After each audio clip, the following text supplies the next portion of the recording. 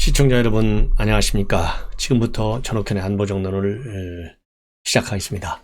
이번 시간에는요, 이 대통령의 관저가 사실상 이제 결정이 됐습니다. 한남동에 있는 공관들이 굉장히 많아요. 육군, 해군, 공군, 이 참모총장들의 공관이 있죠. 그 다음에 외교부 장관의 공관도 있습니다. 자, 물론 국방장관 공관도 있어요. 그래서 이 한남동이 사실상의 대한민국 VIP들의 이 공간이 집결되어 있는데요.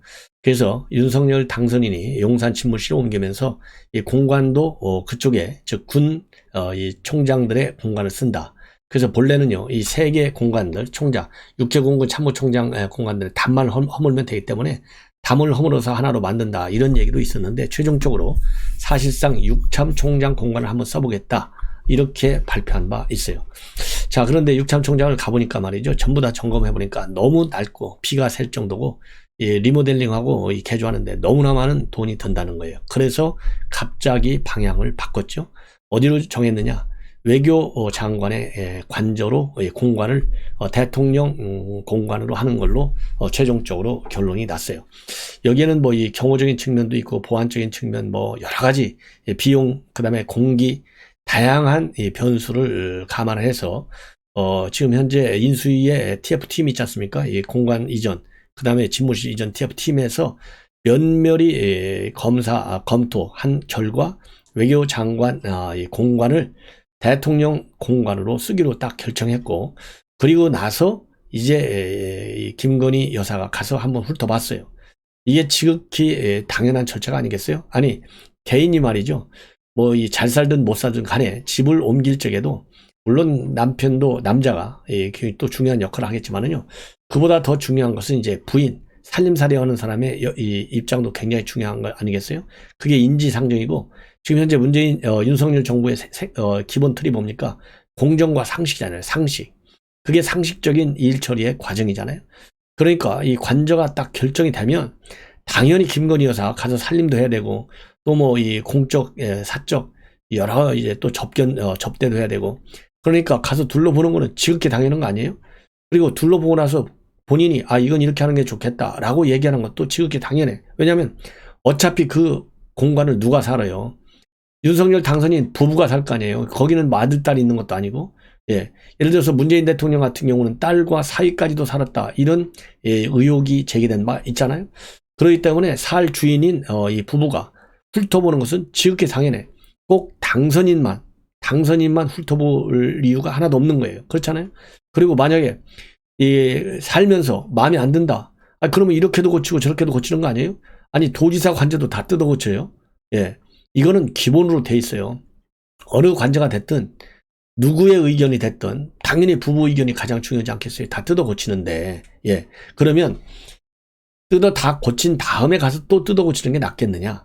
아니면은 뜯어 고치기 전에 공간은 딱 결정이 됐으니까, 자, 이 외교장관 공간을 우리가 사용하기로 했습니다, 이렇게 수리하려고 합니다. 그럴 때 이 부인의 입장에서, 당선인 부인의 입장에서 이거 이렇게 하면 좋다, 이거는 이렇게 하는 게 좋겠다, 이거는 지극히 당연한 일의 순서이고 이게 상식인데요, 이걸 가지고 지금 민주당이 맹공을 피고 있어요.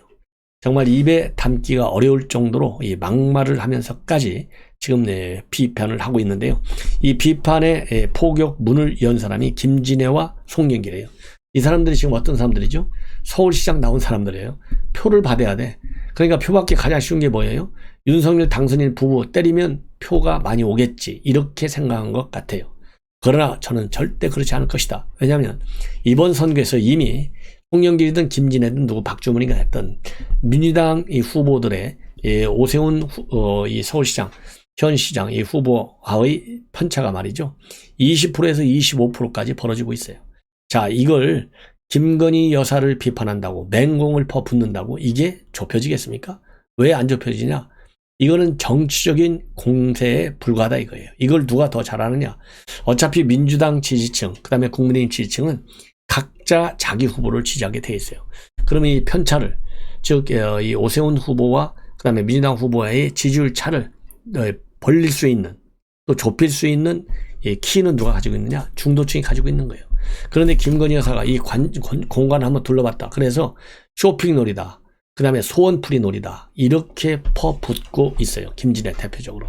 이거를 중도층이 이해할 수 있겠어요? 예. 그렇지 않습니까? 그래서 김진애 전 민주당 의원이죠. 김건희의 관저 쇼핑 놀이, 윤석열 당선인의 김건희 소원풀이 놀이, 이렇게까지 폄하하고 비판하고 있어요. 송영길도 마찬가지입니다. 멀쩡한 청와대를 고쳤으면 될 것을 국방부 내쫓고 이제는 외교장관 공간마저 대통령 관사로 뺏어가면 외국 원수, 외국 사절 등 외교 행사는 어떻게 하라는 것이냐? 난감하다. 자, 그러면 대통령은 외교 행사를 안 하느냐요? 그럼 외교장관이 하는 행사, 또 대통령이 하는 행사, 누가 어느 게 더 중요해요? 대통령이 주재하는 외교 관련 행사가 훨씬 더 중요해요. 왜냐하면 정상급이니까. 그러면은 대통령이 이 외교 관련 행사를 하는 이 장소가 더 장관 공간보다 더 좋아야 되는 것은 기본 상식 아니겠어요? 근데 이거를 뺏는다라고 하는 이런 인식 자체가 잘못된 거예요. 자, 멀쩡한 국방부를 내쫓는다. 그리고 또 뺏는다. 이 워딩서부터 송영길이는 서울시장 후보 자질이 없어.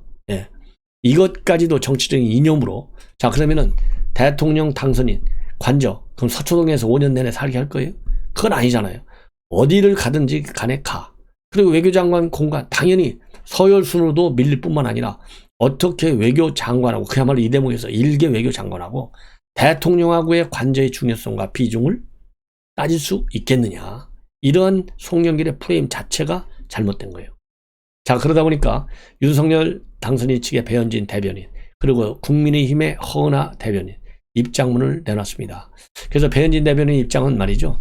다 결정된 낙점이 된 이후에 김건희 여사가 방문한 것이기 때문에 김건희 여사가 방문하고 나서 김건희 여사의 의견을 반영해서 외교장관 공간을 정한 것이 아니니 이 순서, 저는 순서를 제대로 잡아달라.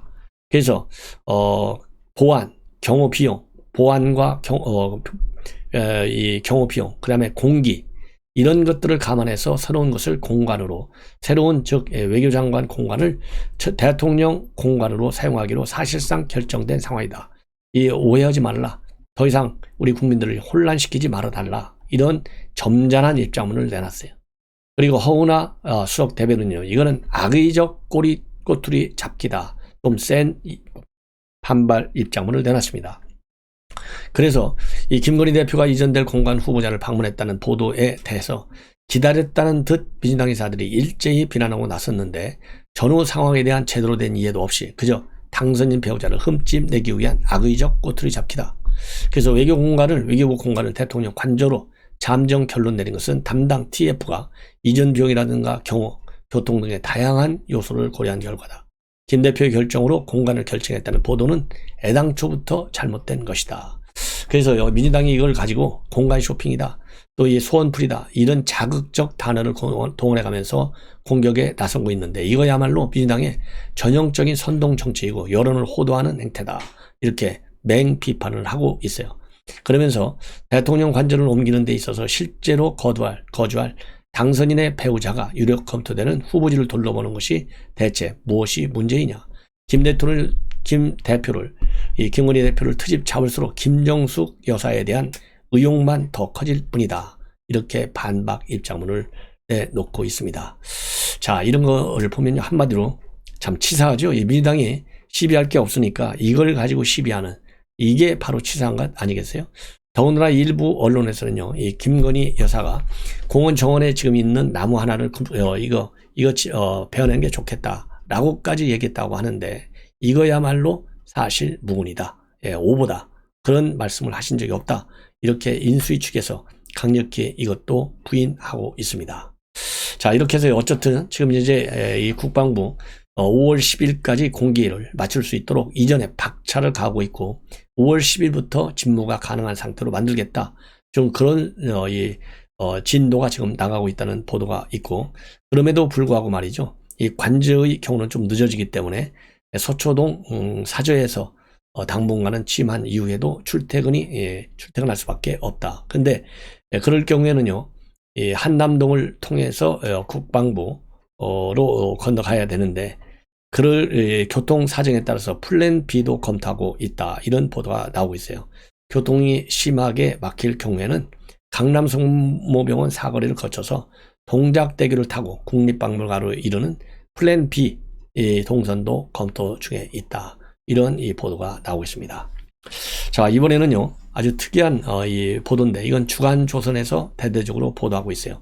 지금 이 윤석열 정부의 새로운 인재풀로 뜨고 있는 연구소가 있습니다. 바로 경제사회연구소입니다.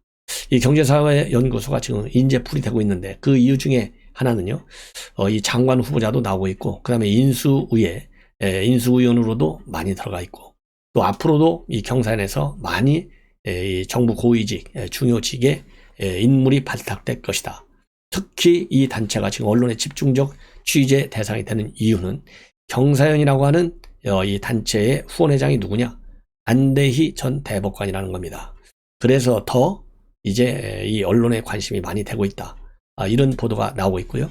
특히 여기서 하는 일 중에 두 가지 큰 사업이 있는데요.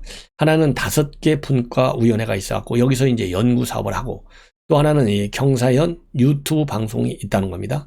유튜브 방송, 여기에 이 유튜브 방송에 또 출연하는 사람들이 또 이 김항식, 진중권 이런 분들도 많이 출연하고 있다는 거예요. 비중 있는 분들이. 자, 그래서 지금 이 윤석열 정부의 인재풀이다. 그런데요, 우선 이상민 행안부 장관이요, 이 경사연 이사장으로 되어 있다고 합니다. 이 초대 장관에. 그래서 2019년도부터, 그러니까 처음 설립할 때부터 대표의사를 맡고 있는데, 이상민 행안부 장관 후보자의 경우에는 윤석열 당선의 충안고등학교 후배고, 인수위에서 당선인 대외협력 특보를 맡았다는 겁니다. 그리고 경사연 후원회장은 이 안대희 전 대법관인데, 이분은 뭐 박근혜 정부 때 총리로 지명됐다가 낙마한 바 있고요. 그 다음에 대표적인 특수통 검사고, 윤석열 당선인과는 2003년도에 16대 대선자금 수사팀에서 함께 일한 인연이 있다는 겁니다.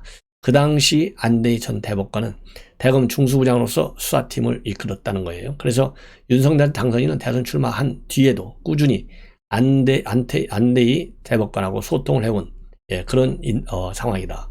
그리고 이 경사연이요, 주목을 받게 된 것은 윤희숙 전 의원의 책이 하나 있는데, 이게 뭐 이 정책이 배신한 책, 이거를 윤석열이 당선이 읽고 굉장히 좋아했다는 거 아니에요?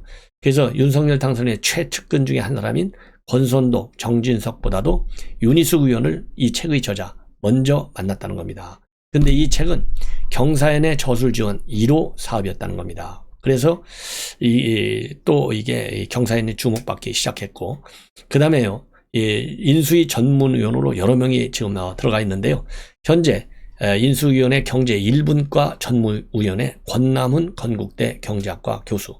그래서 이 경사연에서요, 이 경제분과위원회 위원장을 맡고 있다고 합니다. 예. 그리고 2020년 12월 이 경산에서 플랫폼 경제 이 주제로 세미나도 진행한 바 있다고 하고, 현재는 인수위에서 공정거래 파트를 담당하고 있대요. 그리고 경산에서 외교안보 분과위원회가 있는데, 신범철 전 국립외교원 교수도 여기에 외교안보 경사연의 외교안보위원회에서 활동하고 있는데, 인수위 외교안보 분과 전문위원으로 있다는 겁니다. 자, 그 다음에는요, 이 김종석 전 국민의힘 비례대표 의원도 여기에 있다는 거예요. 자, 그리고 그러기 때문에 이 5개 분과별로 연구사업 하고 있는데, 또 중요한 인물들 중에 몇 명을 보면요, 외교안보 분과위원회 위원장은 누구냐? 홍용표 전 통일부 장관. 그리고 정치분과위원회 위원장은 장훈 중앙대 교수. 그리고 청년분과위원회 위원장은 전지현 변호사. 이 전지현 변호사가요, 이 경제사회 TV라고 하는 경사연 TV를 최근까지도 운영해 왔다. 그리고 이 회원 구독자는 한 10만 정도 된다고 합니다. 자, 그래서요, 이 유튜브도 가지고 있고, 또 이 5개 분과위원을 설치해서 연구 사업도 하고 있고, 거기에는 전직 장관과, 그리고 이번 장관 후보자, 그리고 인수위에서 요직을 맡고 있는 분들, 그리고 아까 말씀드린 김종석 전 비례의원, 그 다음에 당선인 대외협력 특보를 맡았던 박수영 의원과, 그 다음에 이태규 국민의당 의원, 이번에 이제 국민의힘과 다 합쳤는데 이태규 의원, 이런 분들도 이 경사연의 회원으로 되어 있고요. 특히 이번에 통일부 장관 좀 맡아라, 그러니까 끝까지 고사한 사람이 누구냐? 김병연 서울대 경제학부 교수인데, 이분도 이 경사연에서 활동을 해왔다. 이렇게 지금 알려지고 있어요. 그래서 새로운 인재 풀로 여기가 지금 또 오르고 있는 연구소고, 등기부등본에 따르면 이 단체의 자산 총액은 5천만 원이고요. 주 운영비는 회원들이 회비, 후원금을 통해서 충당하고 있는 것으로 그렇게 되어 있다고 합니다. 그리고 사단법인 경사연인데요. 이 취지 어떻게 되어 있냐면, 설립 목적, 우리 사회의 분열을 극복하고 포용의 지혜를 만들기 위해서 경제, 사회, 정부 지도자의 리더십과 지혜, 통찰력을 제고한다. 이를 통해 입국 과정에서 대중과의 소통 및 전문성 확보를 위한 지원 사업을 추진하는 것을 목표로 한다. 그래서요, 이를 위해서는 사회 통합을 위한 현안, 이슈에 대한 조사, 연구 및 입법 지원 사업, 연구 산업, 온라인 채널 홍보 지원 등을 한다. 이렇게 되어 있다고 합니다. 그래서 자산 총액은 5천만 원이라고 그래요. 자, 이렇게 해서 경사연이 지금 뭐라고 그럴까요? 윤석열 당선인의 인재풀로 쓰이고 있다라는 점, 여러분들께 참고적으로 말씀을 드렸습니다. 자, 그리고요, 이 박영선 전 장관, 이번에 서울시장 출마, 민주당에서 집요하게 요청했는데 불출마를 밝혔잖아요. 그래서 페북에 입장문을 내놨어요. 한마디로 서울시민과 서울당원 지지자분들께 머리 숙인다, 죄송한 마음으로 고민했다, 그러면서 평생 처음 어머니 곁을 지켜야겠다 마음먹게 한 어머니의 야의 모험을 보니 끝내 발길이 떨어지지 않았다, 이렇게 불출마 이유를 설명하고, 이제 대선의 충격을 반절시킬 새롭고 큰 장이 열리기를 간절히 바란다.